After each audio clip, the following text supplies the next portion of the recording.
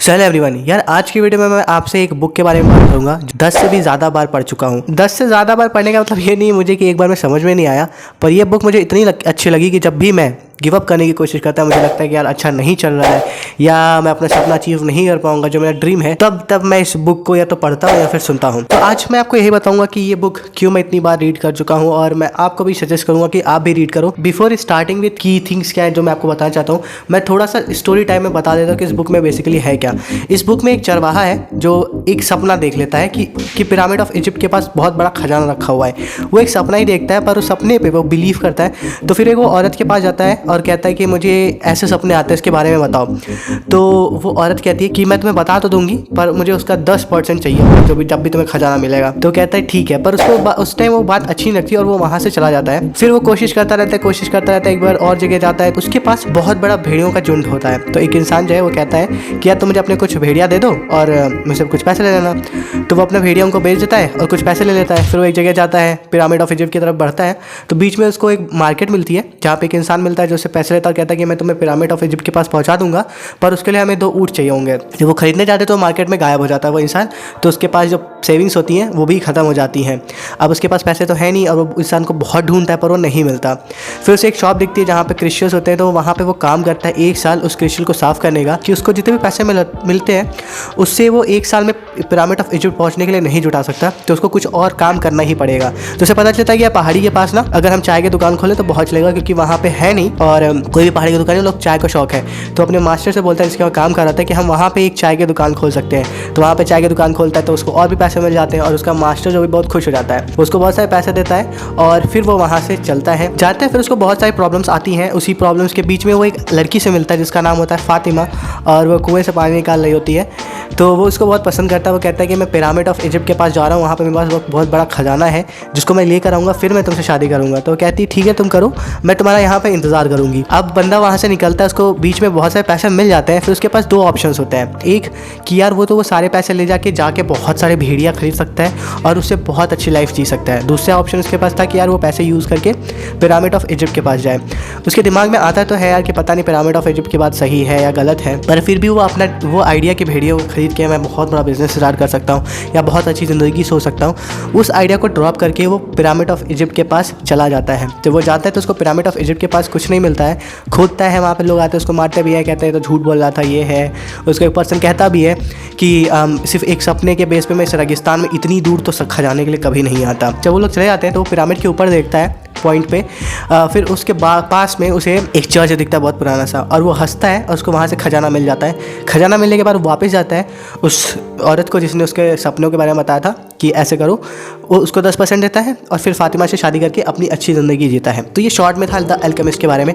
अब मैं आपको बताता हूँ कि ये बुक क्यों पढ़ता हूँ मैं, क्यों अच्छी लगती है मुझे। द थिंग इज़ पहला कि अपने सपने पे बिलीव करना। जब उसने बताया था कि मैं ऐसे ऐसे सपने देखता हूँ और रोज़ देखता हूँ, 2-3 बार देख चुका हूँ, सब लोगों ने उसका मजाक उड़ाया था। सिर्फ एक औरत थी जिसने कहा था कि हाँ ऐसा हो सकता है, तुम जा सकते हो। और उसको खुद भी बिलीव था कि यार अगर मैं पिरामिड ऑफ इजिप्ट के पास जाता हूँ तो मेरे पास बहुत बड़ा खजाना मिल जाएगा। तो फर्स्ट थिंग इज़ कि अपने सपने पर बिलीव करना, चाहे कोई कितना भी बोले। The second thing is to do whatever it takes.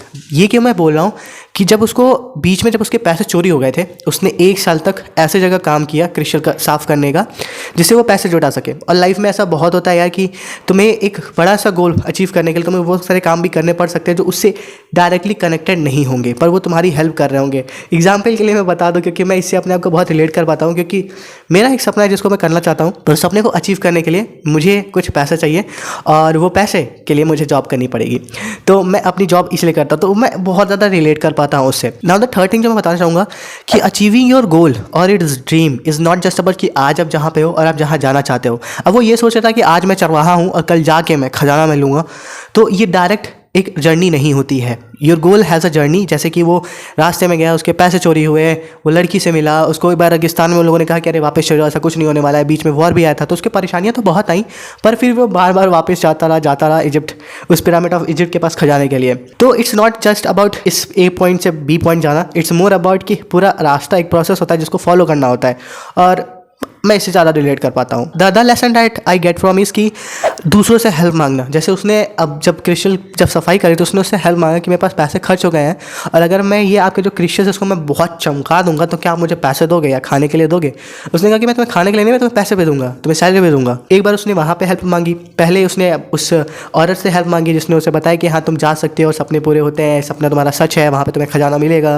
और रास्ते में भी कई ऐसे मोमेंट्स आए थे जहाँ पे उसको हेल्प मांगने की जरूरत पड़ी थी और उसने हेल्प मांगी थी। होता क्या कि हम लोग मदद मांगने से बहुत पीछे हटते हैं। तो asking for help, I think it helps you to achieve your dreams much faster as compared to not asking for help. The another thing is fall and rise again. जो चरवाहा था, द अल्केमिस्ट जो था, basically उसका नाम Santiago था। जब वो चाह रहा था, कई बार ऐसा होता था कि क्योंकि पहले तो उसके पैसे चोरी हो गए, फिर रेगिस्तान में वॉर हो गई तो उसको वापस आना पड़ा, तो वो कितनी बार गिरा पर फिर भी उठा और उसके पास था कि हाँ मैं एक दिन वो खजाना लेके रहूँगा।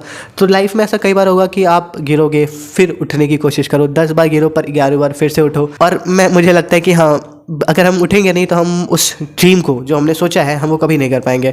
तो हमें गिरना पड़ेगा और उठना भी पड़ेगा। लाइफ में कई बार हो सकता है 100 बार उठना पड़े पर उठना पड़ेगा। द अनदर लेसन इज कि people who really cares for you, वो तुम्हें कभी अपने सपने के अचीव करने से नहीं रोकेंगे। जैसे वो लड़की थी फातिमा, उसने कहा कि अगर तुम्हारा सपना है उस खजाने को पाने का, तुम जाओ, मैं तुम्हारा यहाँ पे वेट करूंगी। और उसने वेट किया। तो वो लोग जो सच में आपकी केयर करते हैं ना, वो कभी आपको अपने सपने अचीव करने से नहीं रोकेंगे, बल्कि वो आपको हेल्प करेंगे कि आप अपने सपने को जल्दी से जल्दी अचीव कर पाओ। जो आखिरी चीज़ मैं बताना चाहूँगा कि लाइफ में ऐसे बहुत पॉइंट पे आएगा जहाँ पे आपके पास 2 चीज़ों में से एक चूज़ करना होगा और दोनों ही डिसीजंस आपको बहुत ज़्यादा सही लग रहे होंगे। जैसे उसके साथ हुआ था कि उसको लग रहा था कि यार मैं वापस जाके इतने सारे भेड़िया खरीद सकता हूँ कि मैं बहुत आराम से अपनी ज़िंदगी जी सकता हूँ। और दूसरा उसके पास ऑप्शन था कि वो पिरामिड ऑफ इजिप्ट के पास जाए on the basis of just a dream जो उसने 2-3 बार देखा था। पर उसने एक ऐसा डिसीजन चूज़ किया जो उसके लिए हार्ड था, पर वो गया। और लाइफ में ऐसे डिसीजंस हमें कई बार लेने पड़ते हैं, कई बार होता है एक पॉइंट पर लेने पड़ते हैं, बट हमें बहुत ही आराम से उन दोनों डिसीजन में से कोई एक चूज़ करना होता है जो हमारा सच में अल्टीमेट गोल होता है। तो हमें हमारा दिमाग कई बार बोलेगा कि यार ये पॉसिबल नहीं है, यही कर लेते हैं, क्या पता उसमें मैं फेल हो गया। डाउट बहुत आता है, राइट। तो उस टाइम हमें देखना है कि यार किस चीज़ में मुझे सेल्फ डाउट हो रहा है, कहाँ पे मैं कॉन्फिडेंट हूँ। तो जब मैं ये बुक पढ़ता हूँ तो मुझे लगता है कि जो मेरी जर्नी है या उस पर्सन की जर्नी थी, इट वॉज अ प्रोसेस उस चीज़ को अचीव करने का। जब मुझे लगता है कि मैं बहुत डीमोटिवेट हो जा रहा हूँ या मैं गिव अप करना चाहता हूँ तो मैं इस बुक को इसीलिए पढ़ता हूँ क्योंकि मुझे लगता है कि हाँ this is the process that we have to follow. और शायद मैं इस पॉइंट पे हूँ अभी, जैसे 2 डिसीजन होते हैं, एक चूज़ करना होता है या किसी से हेल्प मांगनी है, तो मैं इस बुक से अपने आप को बहुत ज़्यादा रिलेट कर पाता हूँ। एंड आई एम श्योर कि आप भी रिलेट कर पाओगे इस बुक से अगर आपने भी एक कुछ ड्रीम सोचा हुआ है। तो first and the foremost thing that you have to take care of is key believe in your dreams. तुम्हारे सपने कोई और नहीं देखता, तुम खुद देखते हो।